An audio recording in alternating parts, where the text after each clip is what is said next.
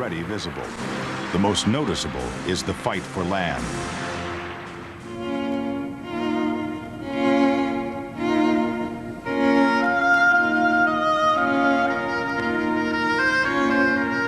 Peasants represent 80% of the population, and the land on which they live cannot provide them all with food. In 1861, a land reform abolishes serfdom and creates rural communities called mirs. But this reform only increases the misery of those who do not have the means to buy the plot of land they are working, and others fall into long-term debt. Consequently, a disgruntled and rebellious attitude builds among the peasants, sometimes erupting into violence against the landowners who exploit them.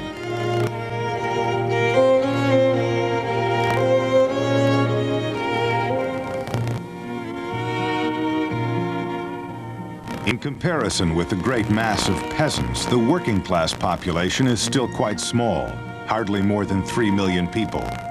But many seasonal workers without land to work gravitate to the cities. They join the ranks of a new proletariat in a time of expanding industrialization.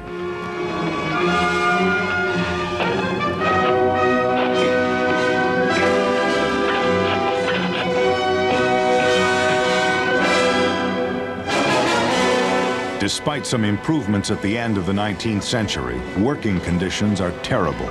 Workdays of more than 11 hours, children exploited in factories and mines, poverty, sickness, and meager salaries.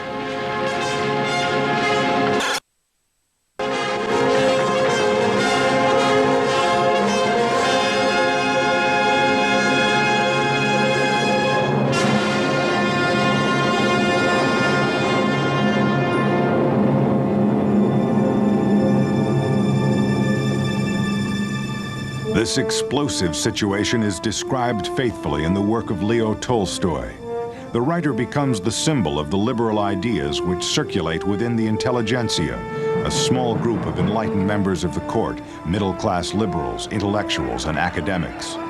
The new concern for change comes from France, Germany, and England, countries that shelter the exiles who will soon bring Marxism to Russia. Among them is Ilyich Ulyanov, who later changes his name to Lenin. Here we see him, age 30, wearing a wig and a faked identity photo. Lenin has been campaigning fiercely since 1895 and has had to leave the country to escape the imperial police.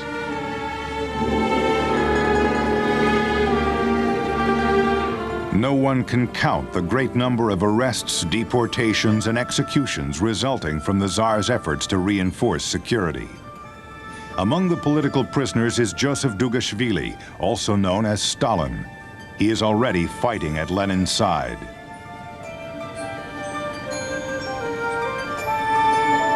Stalin is from Baku, and it is in this industrial hell that the first insurrection movement is born.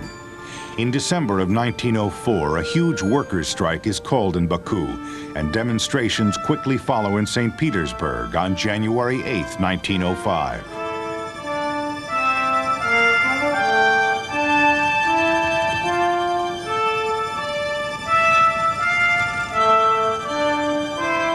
Several thousand workers marched to the Tsar's Winter Palace to present a petition demanding improvements in working conditions and also in civil and political rights. Suddenly, on the Tsar's orders, the troops guarding the palace grounds opened fire on the demonstrators, leaving more than 100 dead and several thousand injured.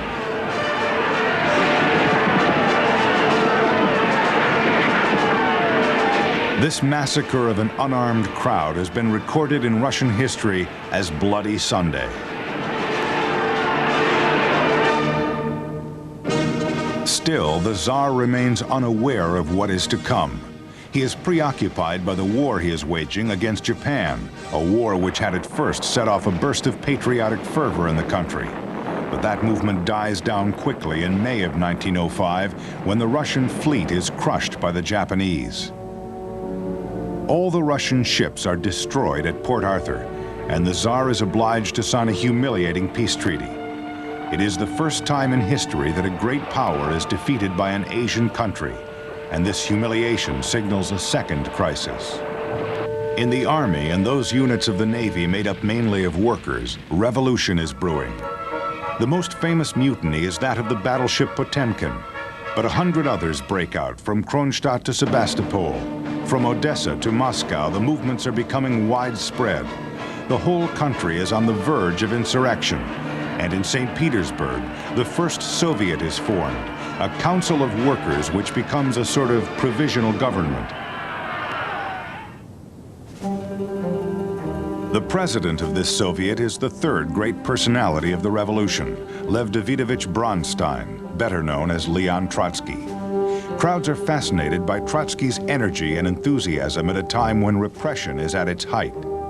Nicholas II, doing everything possible to stem the ever-rising tide of opposition, is forced to make concessions.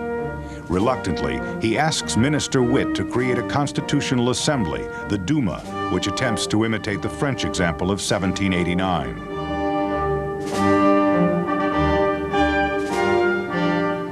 In a way, the Duma symbolizes the end of absolutism in Russia, even though its conservative composition still allows the Tsar to retain control. Two political parties are formed in 1905. The Union, which is the party of the conservative Octoberists, and the more radical Social Democrat Party, the Cadets, led by Milyukov. Lost in internal disputes, the Duma fails, and the new Prime Minister, Stolypin, takes the risk of implementing a more brutal policy. He tries to create an intermediary class of ambitious, well-off landowners, the kulaks, but his attempt fails drastically, and Stolypin is assassinated in 1911.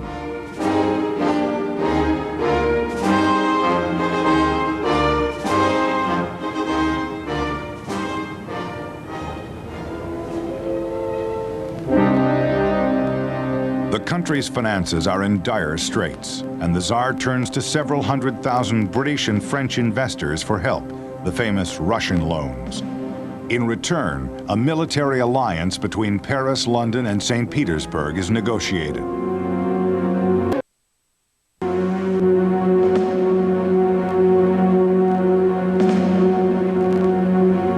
But in 1912, these diplomatic maneuvers are violently denounced by Lenin from his exile in Switzerland.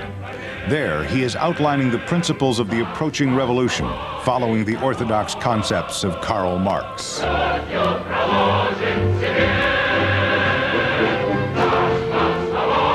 To spread his views, Lenin creates an underground newspaper called Pravda.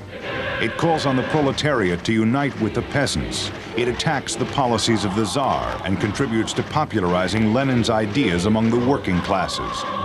Lenin, learning much from the failure of the spontaneous uprising of 1905, believes only an organized rebellion will succeed.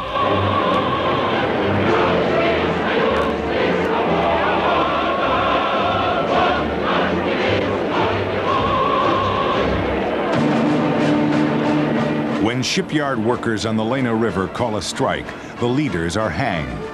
The Tsar withdraws all liberal privileges conceded after 1905, hardens his policy of oppression, and remains unmoved by the spreading unrest. By this quality adjustable bed. June 28, 1914, a news agency telegram announces the assassination of the Crown Prince of Austria and his wife in the town of Sarajevo.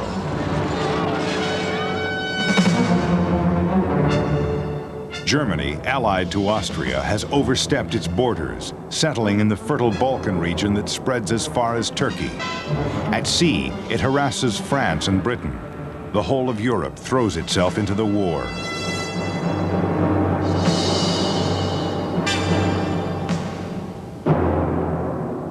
For the Tsar, there is every reason to open hostilities against Germany. On July 19, 1914, everywhere in Russia, people salute the parting soldiers.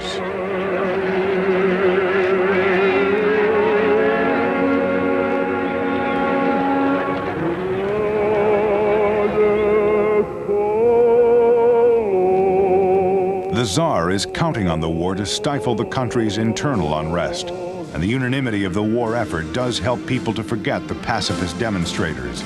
Even the intelligentsia is swept up in this patriotic movement. But the Tsar is under pressure from a badly prepared military command, which is incapable of organizing even a partial mobilization. Yudenich and Kolchak throw all the strength of the country into the battle, sending workers and peasants to fight along a 900-mile front. After only a month of battle, the Tannenberg catastrophe comes as an ill omen for the continuation of military operations. And in 1915, one defeat follows another.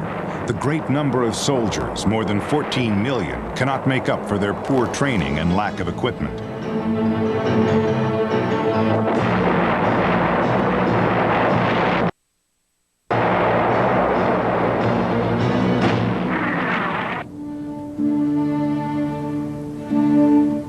At the end of 1916, despite a brilliant offensive by General Brusilov, the Russian losses are enormous.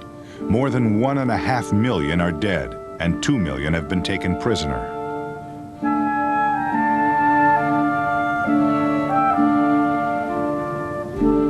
At the front, morale is at its lowest.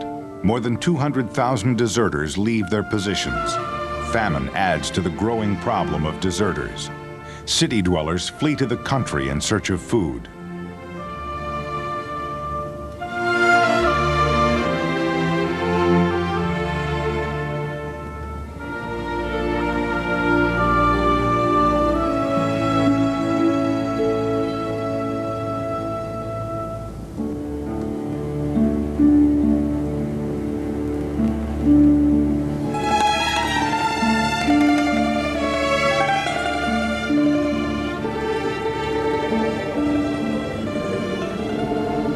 A terrible cold spell aggravates the already difficult conditions for civilians that winter. Yet the Russian front continues to receive supplies and fresh troops by order of the Tsar.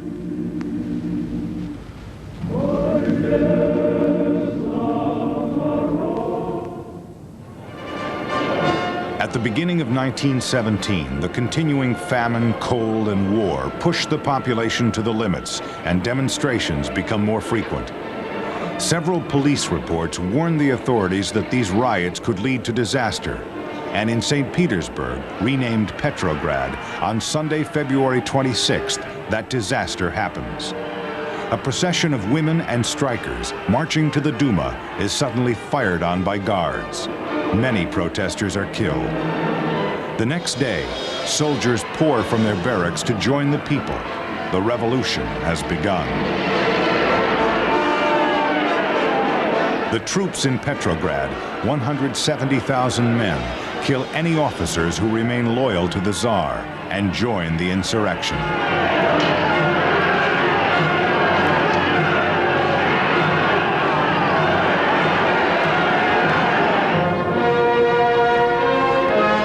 On March 1st, 1917, an agreement between the Duma and the Provisional Executive Committee results in the formation of a revolutionary government.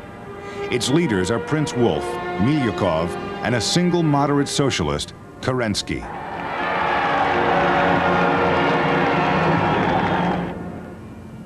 At the same time, another government is formed from the Petrograd Soviet.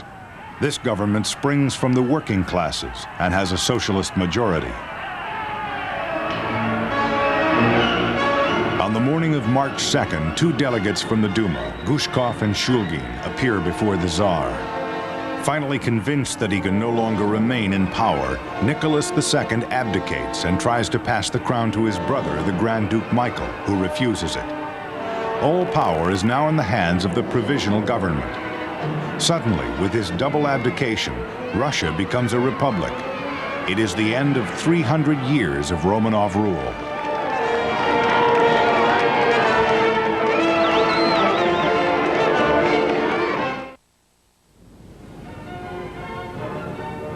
In the spring of 1917, Germany helps Lenin to return to Russia. In both countries, the war is the priority issue. Lenin campaigns to stop the fighting, while Berlin would like to be relieved of its eastern front in order to concentrate its troops to the west against the Allies. The Germans helped the revolutionaries by supplying the famous armored railway car in which Lenin, accompanied by 50 other exiles, travels from Switzerland via Sweden and Finland to Russia. Lenin arrives in Petrograd a month after the fall of the monarchy.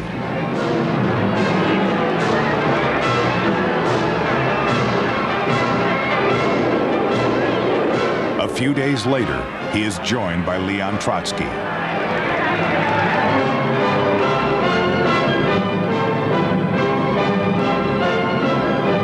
Lenin, the day after his arrival, launches his April Theses, best summarized by the famous slogan, "Bread, Peace, and Freedom." He becomes the greatest advocate of passing all powers to the Soviet, and he spreads the word by sending professional agitators all over the country. This intense, remarkably organized propaganda campaign is supported by the press and radio. It isn't long before all Bolsheviks adopt Lenin's ideas, which become the official program of what is still at that time a marginal party.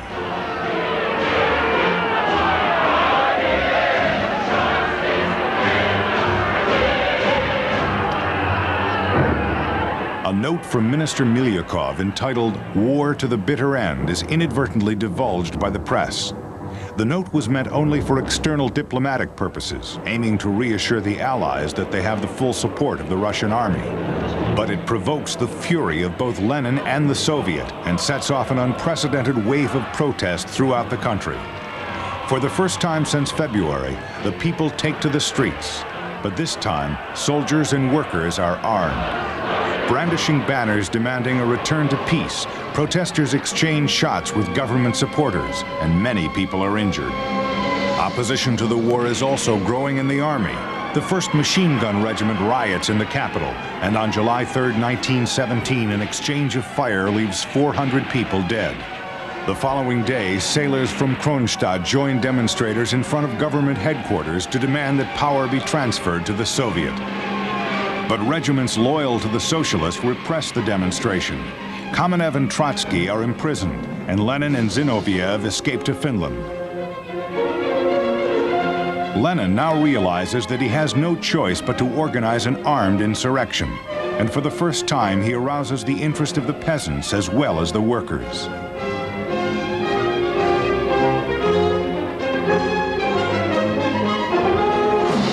To deal with the crisis, the government is reshuffled, but the new coalition president, Kerensky, is immediately pressured by the right. General Kornilov is organizing a rebellion aimed at eliminating anarchy in the army.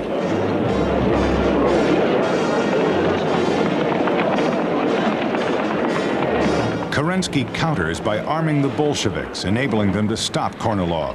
But now armed, nothing can block the Bolsheviks' path to power.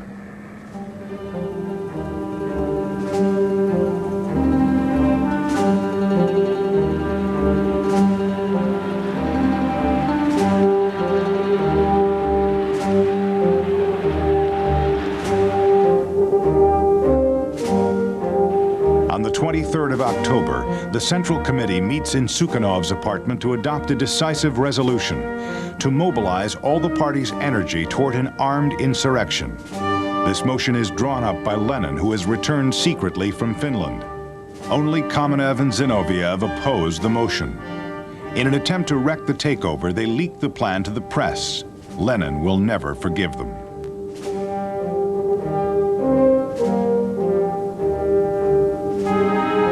The strategy of the insurrection is confided to Trotsky and Anatov Savienko. They set up a genuine army command to implement Lenin's plan. Its headquarters is in the Smolny Institute, a former convent. Supported by the troops, they coordinate the actions of the Petrograd Soviet and the Bolshevik Party. On the morning of November 7th, the cruiser Dawn fires warning shots. The capital, Petrograd, is encircled, and the Navy takes control of strategic points. The militia is armed and ready, but a pretext is needed to spark the action. Once again, it is the clumsy Kerensky who speeds things along. As a symbolic gesture, he attempts to stop Pravda from going to print. In response, the taking of the Winter Palace is ordered immediately. The palace is defended by a battalion of only 150 soldiers. all women.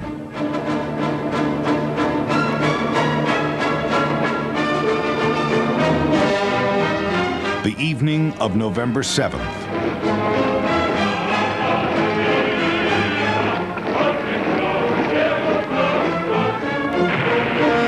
The Kerensky government is held hostage in the Winter Palace.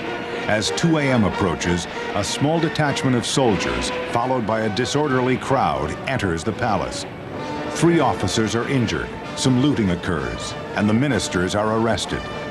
History will remember this day, a day when everything fell without resistance and almost without victims. The takeover was so easy that Lenin later remarked to Trotsky, "It all goes completely to your head."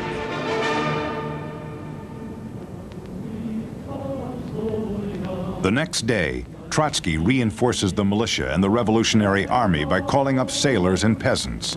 He gathers 120,000 men in all.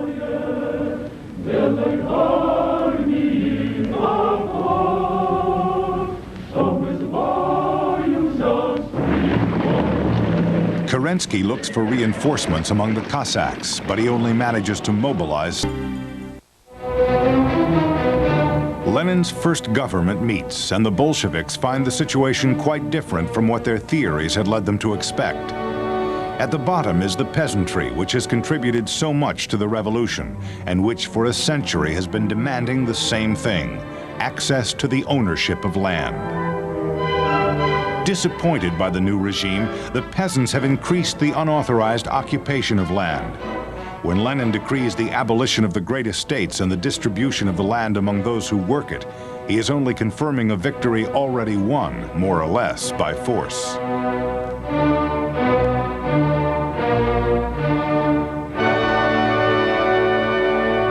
The April theses promised bread, peace, and freedom.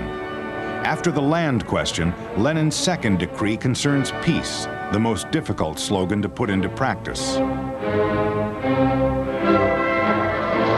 But Lenin knows that if the revolution is to succeed, the war must end. He signs an armistice and begins talks with the Germans. Trotsky is one of the negotiators. The Germans take advantage of the turmoil. Their army advances across Russia without meeting any resistance. And only a few days later, the humiliating Treaty of Brest-Litosvk is signed, in which Russia loses Poland and the Baltic provinces, as well as a quarter of its territories, population, and railway lines, and 3/4 of its coal mines. And simultaneously, Finland, a Russian province, declares its independence. The revolutionaries are now in the majority in Russia, but their left wing finds the treaty with Germany unacceptable, and they vote against its ratification.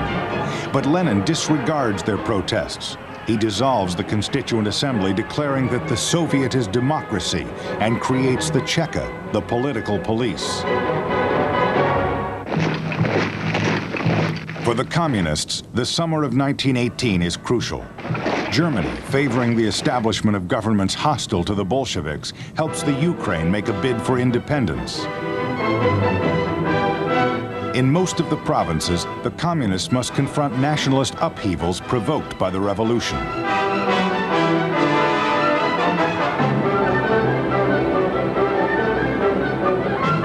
The recent German offensive prompts the Allies to engage in military intervention. And in the spring and summer of 1918, American and British troops arrive on Russian soil to reinforce the Eastern Front with 13,000 men.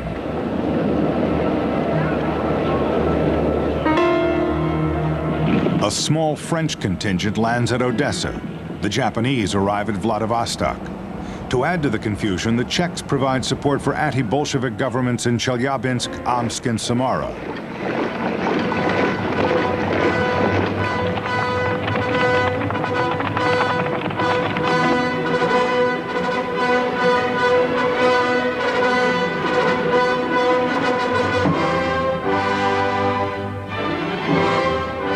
Confronted by these external interventions, Lenin reacts violently.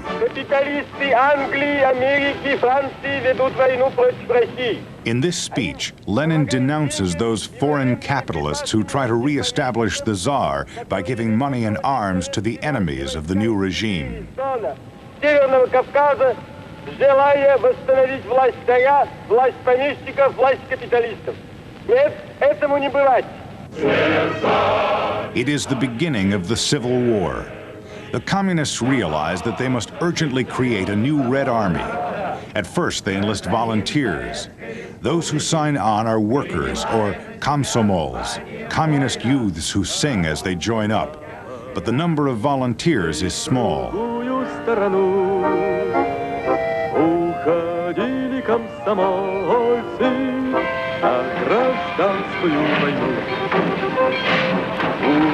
Уходили, расставались, покидая тихий край. Ты мне что-нибудь, родная, на прощанье пожелай.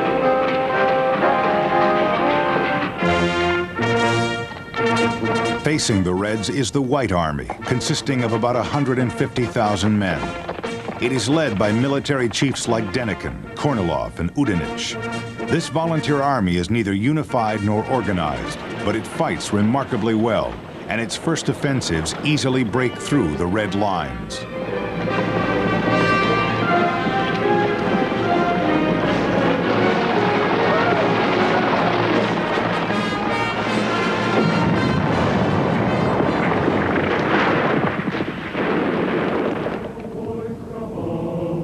Confronted by the danger, Lenin decrees that the army be reinforced. He entrusts command of the army to Trotsky, who proves to be an exceptional tactician and an implacable leader. He is present on all the fronts and on all the battlefields.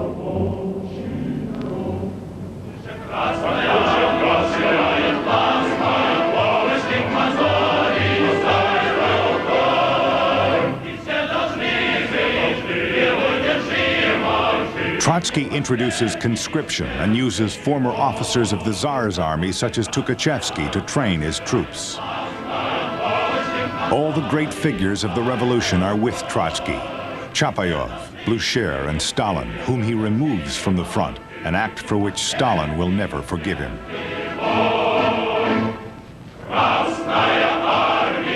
Voroshilov, Orzonikidze, and Frunze also join Trotsky. The number of soldiers grows from 400,000 to 5 million in 2 years. The real victor of the Civil War is Trotsky, the military commander. But the opposition is also on the rise, most notably the anarchists, led by a colorful guerrilla chief named Makhno.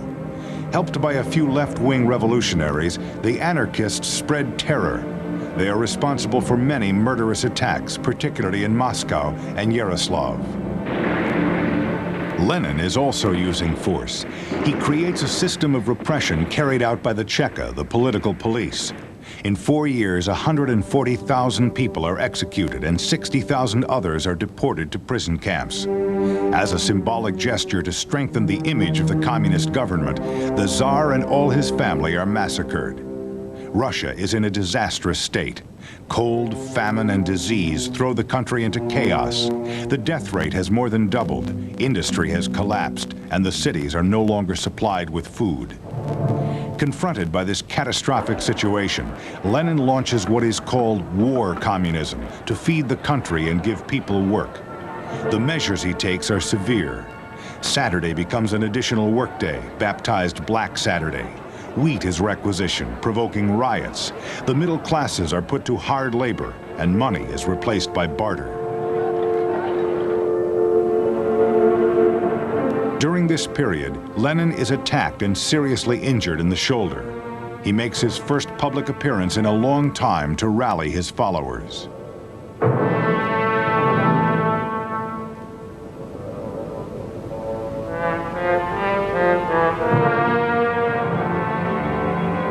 After this failed attempt on his life, Lenin launches the Red Terror. Executions, pillaging, and robbery sweep the whole country. The decrees of September 5th, 1918 allow the police to kill prisoners and hostages as they see fit.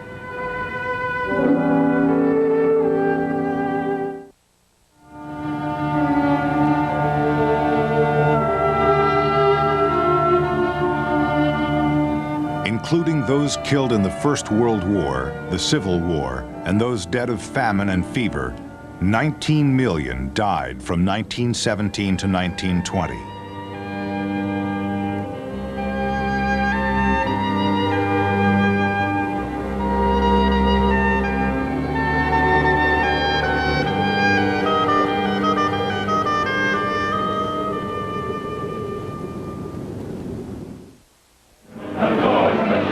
All the progress made at the end of the 19th century has been wiped out.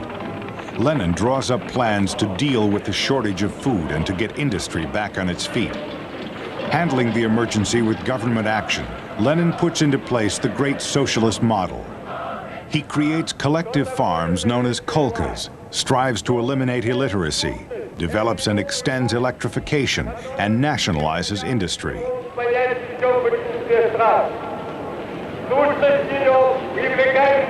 Lenin writes to Bukharin, "Without postal services, telegraphs, and machines, socialism is no more than an empty slogan."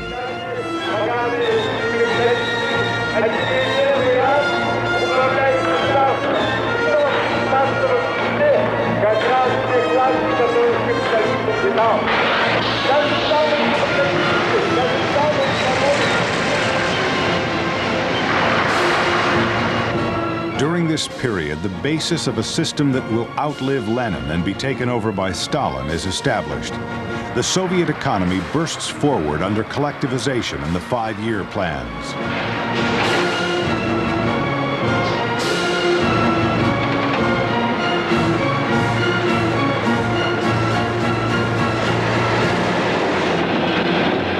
Regions like the Ural are transformed. New industries appear, and the centers of production are linked by transports and communications. While the West is undergoing a serious depression, Soviet production increases by 250%.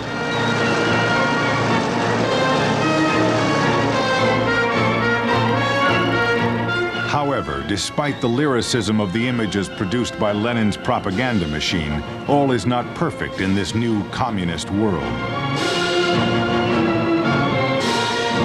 Everywhere, the benefits of the revolution are discussed and questioned. As expected, the policy of land requisition causes some unrest. However, a compulsory education program is launched to eradicate illiteracy and give Lenin cultural control.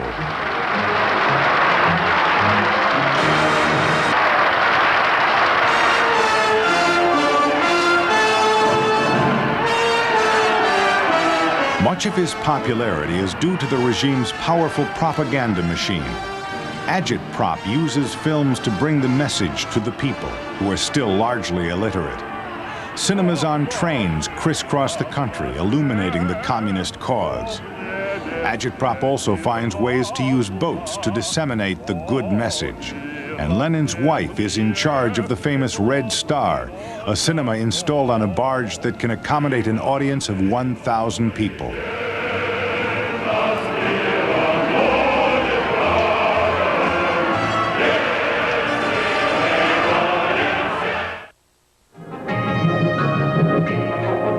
The power and influence of the Orthodox Church is attacked as impeding the aspirations of the people. Religion is ridiculed and suppressed, and adamant believers are hunted down.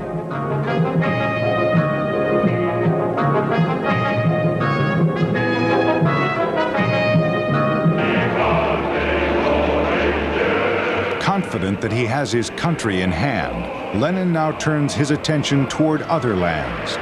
He creates the Third Communist International, or Comintern, in March 1919.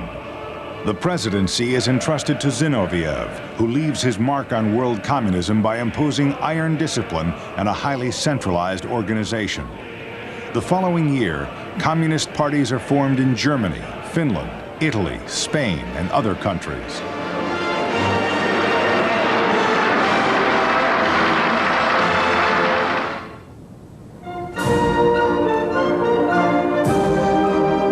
The Comintern's work is not made easier by the various revolutionary movements that already exist and have recently shaken Europe. In Germany, the Spartakist Party is dominated by two figures, Karl Liebknecht and Rosa Luxemburg. They are assassinated in January 1919.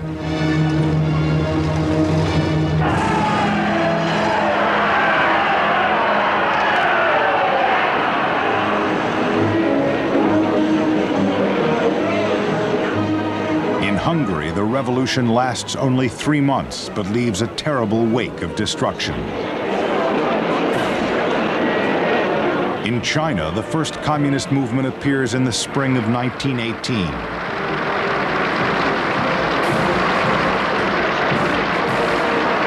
In France, the events in Russia and the creation of the Comintern splits the left at the Congress of Tours in 1920, and the French Communist Party is born.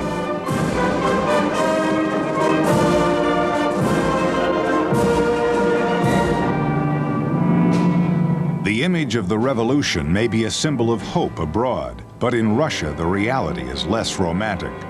From 1918 on, all opponents of the regime are interned in prison camps, thousands of people, and Lenin spares no one.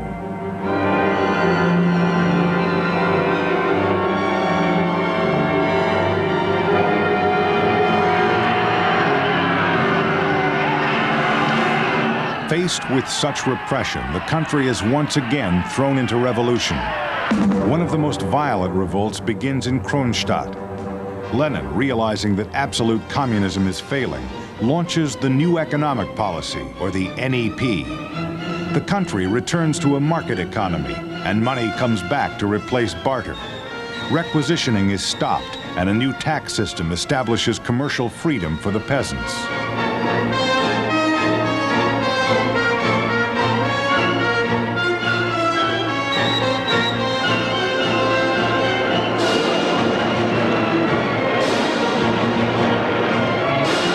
When the NEP is set up in 1922, Lenin is already ill. He has had a heart attack and is beginning to suffer from paralysis. Lenin has difficulty controlling the opposition to his sudden policy change and is obliged to gradually give up his duties as his condition worsens.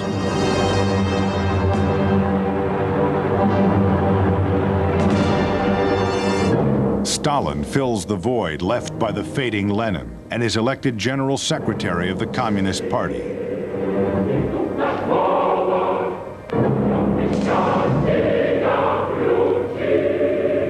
At the end of 1922, the Soviet Union is created under Stalin's impetus. The party retains total control of the republics and only nominal powers. These are Lenin's final public appearances and the last images of Lenin alive. He is crippled and can no longer speak. At the Central Committee, he looks on helplessly as the fight for the succession becomes more open. Stalin takes full control, and Trotsky, who clashed with Stalin during the Civil War, openly expresses contempt for the man he calls the gloomy Georgian.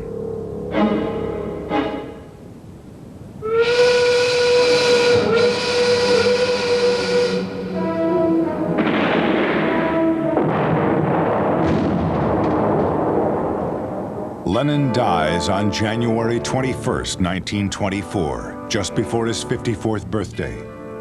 His body is transported to Moscow aboard a private train.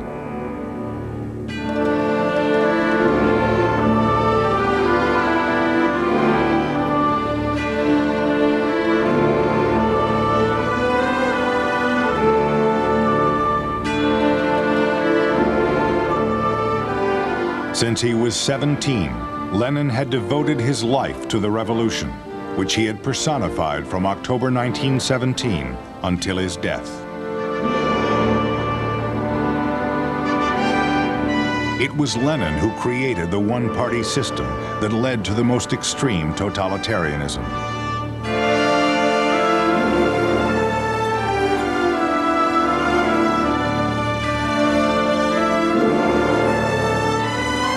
Before his death, he may have had a premonition of future events. In the political testament he left his wife, Lenin writes, "Stalin is too brutal. His powers should be taken away from him."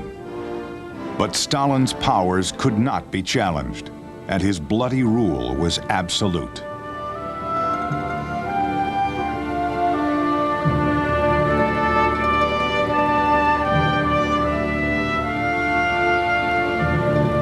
In 1991, after years of suffering under Stalin and his successors, the Soviet Union struggles to realize Lenin's early faint hope that the people would eventually achieve self-determination.